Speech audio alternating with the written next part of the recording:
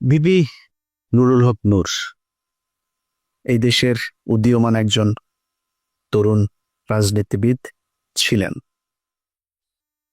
তো ছিলেন কেন বললাম, সেটা হচ্ছে যদি সম্মুখ যোদ্ধা হিসাবে চিন্তা করেন, আমাদের চাইতে তিনি উৎকৃষ্ট মানের আওয়ামী বিরোধী একজন রাজনীতিবিদ বা যোদ্ধা, যেটাই বলেন, অনেক কিছু করেছেন এবং তার প্রতিদানও বাংলাদেশের মানুষ তাকে দিয়েছে। অকুণ্ঠ ভালোবাসা, অপরিসীম ভালোবাসা নুরুল হক নূর পেয়েছেন। আহ না চাইতেই তিনি টাকা পয়সা পেয়েছেন। আমি নিজেও আমার এখানে অনেক বন্ধু বান্ধবের কাছ থেকে আহ, মানে একটা বিশেষ সংগঠন তারা করেছিল, আমি নিজে বলেছি ভাই ওদেরকে কিছু টাকা দেন। মাঝে মধ্যে এখান থেকে অনেক টাকা পয়সাও গিয়েছে, আমি নিজেও জানি। আমি নিজেও পার্টিসিপেট করেছি, আমার পকেট থেকে টাকাও দিয়েছি, তার পক্ষে কথা বলেছি অনেক ভিডিওতে, পোস্টে তার পক্ষে কথা বলেছি। তো উনি যেই ত্যাগ স্বীকার করেছিলেন সেটার জন্য উনি ওনার ভালোবাসাও পেয়েছেন। কিন্তু একটা জিনিস বলে রাখি, বিবি নুরুল হক নূর তিনি একজন সাহসী মানুষ।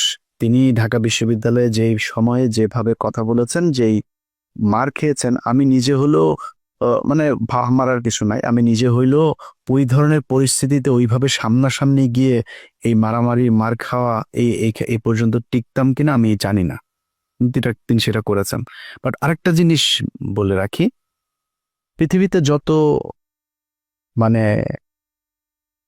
চোর বাটপার ডাকাত, তারপরে প্রতারণার সাথে জড়িত যারা ছিনতাইকারী, সাহসী লোক কিন্তু আওয়ামী লীগের লোক কিন্তু সাহসী আছে, বুঝছেন? এই মানে বেশিরভাগ চোর বাটপার এই একটু উচ্ছৃঙ্খল টাইপের, হিংস্র টাইপের, যাদের ভেতরে কোনো মনুষ্যত্ববোধ কাজ করে, এই ধরনের লোকজন কিন্তু আওয়ামী লীগ করে বেশি।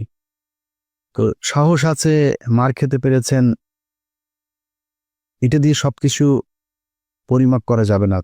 তখনই যাবে যখন আপনার সবকিছু দেশের জন্যই হবে।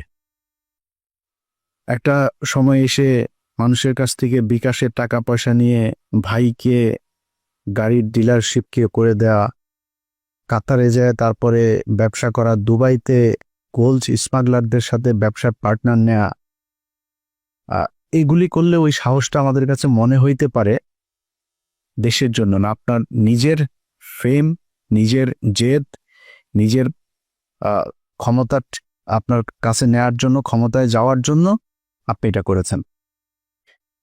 আপনি অস্বীকার করতে পারবেন যে আপনি মুসাদের সাথে দেখা করেন নাই, এটা অস্বীকার করতে পারবেন। আপনি অস্বীকার করবেন, যে বলবেন যে আমি এটা দেখা করি নাই, করতে পারবেন না। কেন করেছিলেন, কোন পরিস্থিতিতে?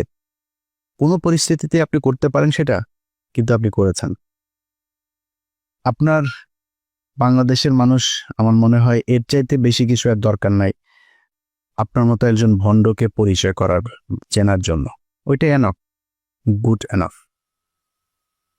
এখন এরপর আপনি রাজনীতি করছেন, আমরা কিন্তু তেমন কিছুই বলছি না।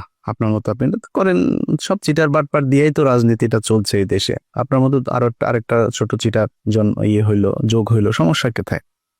কিছু সময় তো আপনি হাসিনের বিরুদ্ধে কথাবার্তা বলেছেন, গুড, করেন, কোনো সমস্যা নেই।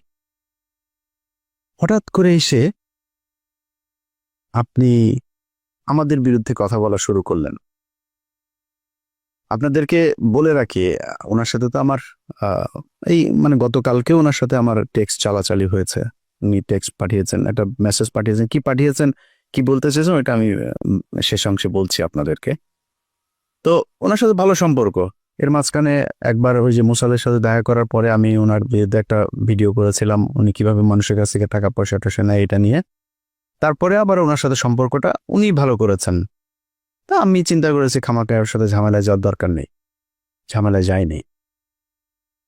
হঠাৎ করে এসে আপনি 2 দিন আগে বিদেশে বসে থাকা ইউটিউবার, ফেসবুকার, এরা হচ্ছে গিয়ে বাংলাদেশে পরিস্থিতি ঘোলা করার চেষ্টা করছে, এইটা আপনি আরো 10 মাস আগে বলেন নাই কেন? তখন দিয়ে আমাদের কাছে হেল্প চাইতেন, বিভিন্ন প্রোগ্রামের দিতেন, লিঙ্ক দিতেন, তখনই বলতেন। তখন বললে বুঝতাম যে না, আসলে আমরা কোথায় এই দেশে বিশৃঙ্খলায় তৈরি করতে চাই। আপনি সেখানে আরো কিছু খুব গুরুত্বপূর্ণ কথা বলেছেন। এই ল অ্যান্ড অর্ডার এটা তো এখনো মব জাস্টিস দিয়ে চলছে অনেক ক্ষেত্রেই। সেনাপ্রধান কেন বলছেন যে এই সমস্ত মব জাস্টিস চলতে দেওয়া যাবে না, এবং আমরা নির্বাচনের কথা বলছি, উনিও নির্বাচনের কথা বলছে।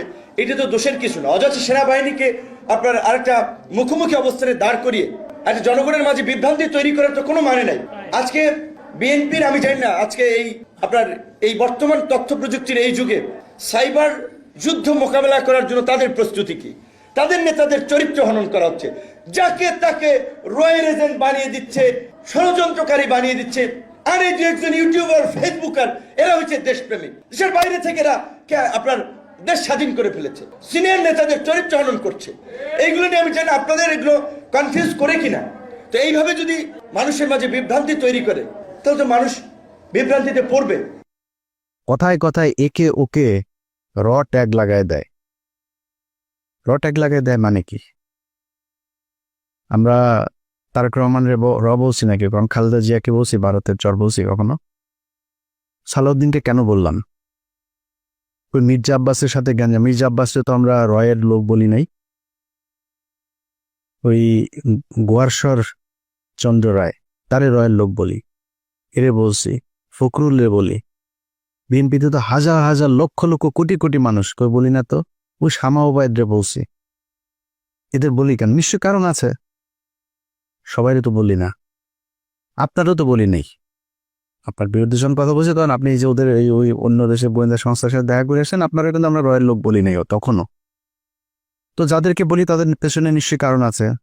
সালাউদ্দিন সাহেব শিলংয়ে গেলেন, শিলংয়ে যায় তারপরে সেখানে সাদা লুঙ্গি সাদা পাঞ্জাবি পরে বিশাল বাংলোর মধ্যে ঠ্যাংয়ের উপর ঠ্যাং তুলে দেয়া, তারপরে তিনি বসেই করেন, লোকজনের সাথে দেখা করেন, সাক্ষাৎ করেন, ছবি তোলেন, পোলাও কোরমা খায়, আবার পছন্দ মতো নারীও সাপ্লাই পায়, সবই পেয়েছে তো।